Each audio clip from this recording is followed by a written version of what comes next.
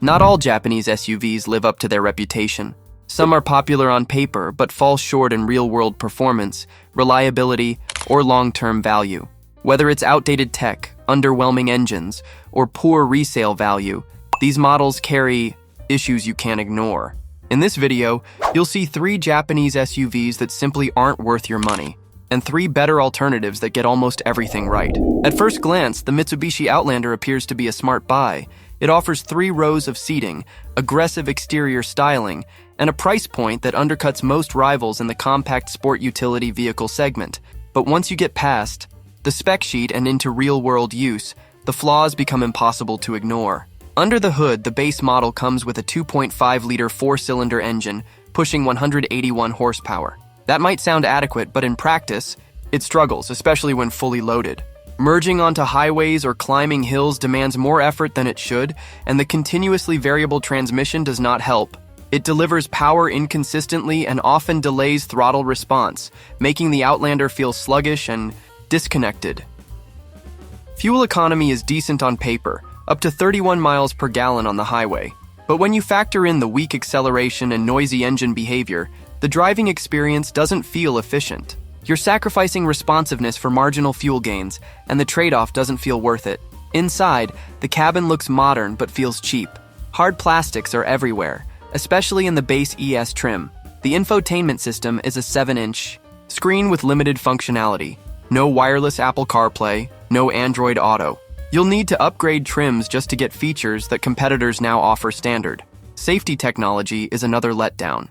While Mitsubishi includes basic systems like forward collision warning and lane departure alert, more advanced features, adaptive cruise control, blind spot monitoring, lane keep assist, are locked behind higher trims. In 2025, that feels behind the curve. Then there's the ride. The Outlander's suspension feels stiff over rough pavement, but not in a sporty way. It doesn't handle corners with much confidence, and road noise easily seeps into the cabin, making longer drives more tiring than they should be. Comfort just isn't on par with rivals like the Subaru Forester or Honda CR-V. One of the biggest issues, though, is resale value. The Outlander tends to depreciate faster than other Japanese sport utility vehicles. Kelley Blue Book consistently ranks it among the worst in projected 5-year value retention. That's something cost-conscious buyers can't afford to overlook. Mitsubishi's 10-year or 100,000-mile powertrain warranty is excellent, but it also feels like a crutch. The base Outlander is trying to compete in a segment full of polished, proven options, and it's just not up to the task. Unless you're getting a steep discount, there's little reason to pick it over more refined alternatives.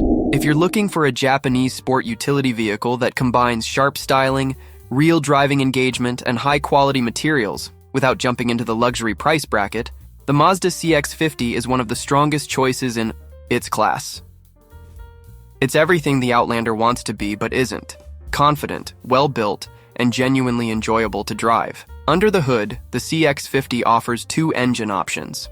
The base 2.5-liter naturally aspirated 4-cylinder makes 187 horsepower, but the real magic happens if you step up to the turbocharged version, which delivers up to 256 horsepower with premium fuel. Even the base engine, though, feels more refined and responsive than what Mitsubishi offers, thanks to Mazda's excellent 6-speed automatic transmission. No continuously variable transmissions here. On the road, the CX-50 stands out. Steering is precise. The suspension is tuned for comfort without feeling floaty, and the whole chassis communicates with the driver in a way that's rare in this segment. It's not a sports car, but it has that same Mazda DNA that makes even errands feel more engaging. Inside, the CX-50 punches well above its price point. Soft touch materials, a clean dashboard layout, and excellent build quality make it feel more premium than most competitors. In fact, the interior rivals what you'd find in some entry-level luxury crossovers. Infotainment is handled through an 8.8 or 10.25-inch display depending on the trim, and while the rotary controller takes some getting used to, the system itself is quick and clear. Apple CarPlay and Android Auto are standard, and wireless versions are included in most trims. Mazda also loads the CX-50 with safety technology from the start. Even the base model includes adaptive cruise control, lane keep assist, blind spot, monitoring, and more. That's a stark contrast to the Outlander, which hides those features behind more expensive trims. The CX-50 is also built with utility in mind. While it's slightly smaller than some rivals in terms of interior volume, it offers practical cargo space, smart storage solutions, and comes standard with all-wheel drive across the lineup, something even Toyota doesn't always offer at base level. Finally, it holds value. Mazda has built a reputation for long-term reliability and strong resale, and the CX-50 is no exception. It may not have the longest warranty in the business, but its quality speaks for itself. In short, the CX-50 doesn't just beat the Outlander, it outclasses it in almost every measurable way. The Nissan Rogue has consistently ranked among the top-selling compact sport utility vehicles in the United States, but sales figures don't tell the whole story. While the newest generation brought improvements in design and technology, the NISSAN base S trim still feels like a half-finished product, and in a highly competitive segment, just enough doesn't cut it anymore. Powering the Rogue is a 1.5-liter 3-cylinder turbocharged engine. Yes, 3 cylinders. While it puts out a respectable 201 horsepower on paper, the driving experience tells a different story. The power delivery is uneven, the engine feels strained under acceleration, and the continuously variable transmission still lacks the smoothness and responsiveness drivers expect. Combine that with a noisy cabin at highway speeds, and you start to question why this sport utility vehicle remains so popular. The ride quality is tuned for comfort, but it doesn't inspire confidence. The steering is vague, cornering feels loose, and the suspension filters out bumps but offers little engagement. It's the kind of drive that feels fine at 30 miles per hour in town, but outmatched anywhere else. Interior design is another mixed bag. Nissan's updated styling brings some modern flair, but the base trim is stripped down. The 8-inch touchscreen looks decent, but the user interface is basic and slightly laggy. Physical buttons feel cheap, and cabin materials, especially in the rear seats and door panels, lean heavily on hard plastics. Standard features are minimal. While you do get Safety Shield 360, which includes features like automatic emergency braking and lane departure warning, more advanced systems like Pro Pilot Assist, adaptive cruise control, and surround view cameras are locked behind. Higher trims. It's a typical upsell strategy. But in 2025, buyers expect more out of the gate. Fuel economy is good, especially for an all-wheel drive model, up to 35 miles per gallon highway. But it's hard to enjoy those savings when the engine sounds like it's always working too hard. And while Nissan claims that the 3-cylinder is more efficient and smoother than expected, long-term reliability data for this new engine is still a question mark. Resale value isn't disastrous, but it's not strong either. The Rogue tends to lose value faster than the Toyota RAV4 or Honda CR-V, and that gap grows when you factor in trim-based feature disparities. If you're buying the base model today, expect to leave money on the table when it's time to sell or trade in. Ultimately, the base Rogue is a clear example of an automaker relying on branding and volume rather than delivering real value in every trim. If you're looking at entry-level Japanese sport utility vehicles, you can and should do better. The Toyota RAV4 Hybrid is not just a smart alternative to the Rogue. It is one of the most well-rounded compact sport utility vehicles you can buy in the United States market today. It offers strong fuel economy, reliable performance, and a feature set that feels generous even in lower trims. And unlike the Rogue, it delivers on its promises with consistency. Under the hood, the RAV4 Hybrid pairs a 2.5-liter 4-cylinder engine with 2 electric motors, generating a combined 219 horsepower. Power delivery is smooth, and acceleration feels punchy, especially from a stop. Unlike the Rogue's buzzy 3-cylinder, the RAV4 Hybrid runs quiet and confident, even under load.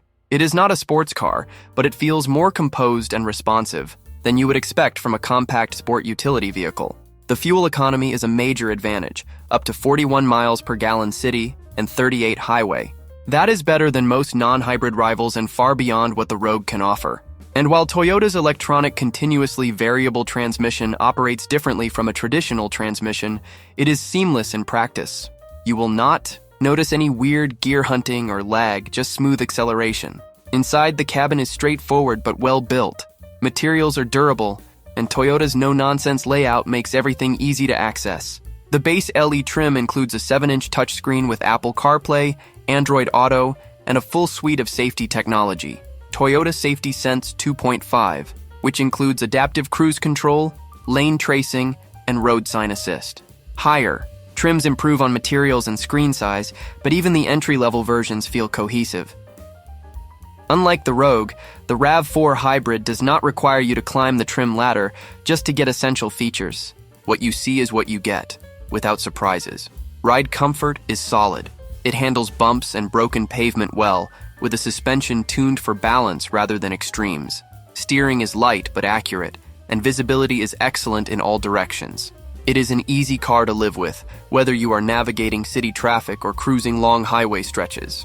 Reliability is a key selling point. Toyota's hybrid systems are some of the most proven in the industry, with years of real-world data backing them up. Ownership costs tend to be low, and maintenance is straightforward. That peace of mind counts for a lot, especially in a segment where other brands are still figuring out hybrid reliability. Then there is resale value. The RAV4 consistently ranks among the best in the class for long-term value retention. It is not flashy, but it is the kind of vehicle that just keeps delivering, year after year. If you want a compact sport utility vehicle that does nearly everything right, the RAV4 Hybrid is not just better than the Rogue, it is in another league entirely. Subaru built its reputation on safety, all-wheel drive, and practical design, and in many ways the Ascent checks those boxes. But as the brand's largest sport utility vehicle, it also reveals Subaru's limits. On paper, the Ascent looks like a smart family hauler. In reality, it is plagued by reliability issues, frustrating ergonomics, and a driving experience that feels half-baked. The Ascent comes with a 2.4-liter turbocharged flat-4 engine that puts out 260 horsepower and 277 pound-feet of torque. Sounds good, right? But the power is routed through a continuously variable transmission that sucks the life out of the engine. Acceleration feels inconsistent, especially under load, and the drone from the transmission is hard to ignore. For a 3-row sport utility vehicle that will often carry a full family in gear, this is not just an annoyance, it is a real performance gap. Then there's the ride. Subaru's suspension tuning tends to favor comfort, but the Ascent doesn't strike the right balance. It floats too much over uneven pavement, leans heavily in corners, and feels larger than it should behind the wheel. It is not terrible, just not competitive with sharper, more composed rivals like the Honda Pilot or Kia Telluride. Interior quality is another letdown. While Subaru gets points for a functional layout and good visibility, the cabin is filled with hard plastics, especially in the rear rows. The infotainment system, Subaru's Starlink, is clunky and laggy, and the touch response on the 11.6-inch vertical screen on higher trims feels outdated compared to systems in other brands. Basic climate and seat functions are buried in menus, making simple tasks frustrating. And then there's reliability. The Ascent has had multiple reports of engine issues, transmission failures, and build quality concerns, especially in earlier model years. Even recent models have shown inconsistent reliability in consumer reports and owner feedback. That is a red flag for a vehicle positioned as a long-term family solution. Fuel economy is also mediocre, at 20 to 26 miles per gallon. Depending on configuration, the Ascent is neither efficient nor powerful enough to justify the numbers. And despite standard all-wheel drive, a Subaru signature, off-road ability is limited. Ground clearance is decent, but this is no Outback or Forester when the pavement ends. In terms of resale value, Subaru usually does well, but the Ascent is an exception. Due to reliability concerns and lukewarm reviews, it does not hold value as well as the rest of the lineup. That long-term cost should matter, especially for families investing in a multi-row vehicle. Bottom line, the Ascent feels like Subaru tried to scale up its compact formula without fixing its flaws. It is a big sport utility vehicle with small thinking, and better 3-row options are everywhere. The redesigned Honda Pilot fixes what the Subaru Ascent gets wrong, and then some.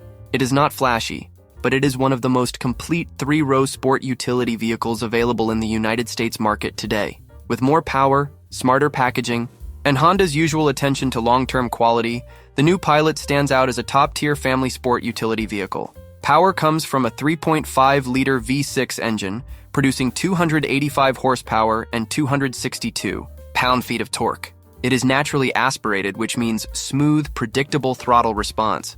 No turbo lag, no waiting for power. Paired with a 10-speed automatic transmission, it delivers strong acceleration and confident passing power, even when fully loaded. It is a much more relaxed and capable drivetrain than the Ascent's turbocharged, continuously variable transmission combo. Ride quality is another win. The Pilot balances comfort and control better than almost any sport utility vehicle in its class. It soaks up bumps without feeling floaty and stays composed in corners. Honda also improved insulation, so road and engine noise are minimal, even on longer trips. Whether you are commuting or road tripping with 3 rows full of passengers, it delivers a calm, planted experience. Inside, the Pilot offers genuine space across all 3 rows. Adults can actually sit in the 3rd row without contorting, and cargo space is among the best in the segment. The interior layout is clean and intuitive, with physical controls where they are needed and a standard 7-inch or optional 9-inch infotainment screen that is responsive and easy to use. Technology-wise, even the base Pilot comes well equipped. Honda sensing is standard across the lineup and includes adaptive cruise control, lane keeping assist, and collision mitigation. Unlike the ASCENT, you will not need to spend extra just to get modern safety tools, and they work reliably without being intrusive. Material quality feels solid across the trims. Soft touch surfaces, precise fit and finish, and thoughtful design touches make the cabin feel upscale without trying too hard. It is not as techy or premium looking as a Telluride, but everything feels like it is built to last, which matters more in the long run. Efficiency is not groundbreaking. Expect around 19 to 27 miles per gallon depending on drivetrain, but it is on par for the segment, and the V6 delivers consistent power without the drama of forced induction. It is the kind of setup that may not impress on paper, but makes daily driving easier and more predictable. Then, there is reliability. Honda has decades of experience building bulletproof V6 engines, and the Pilot benefits from that legacy. It is not without quirks, but serious mechanical issues are rare, and resale value is strong, better than the ASCENT and often on par with Toyota. For families who need space, capability, and long-term peace of mind, the Pilot is one of the safest bets on the market today.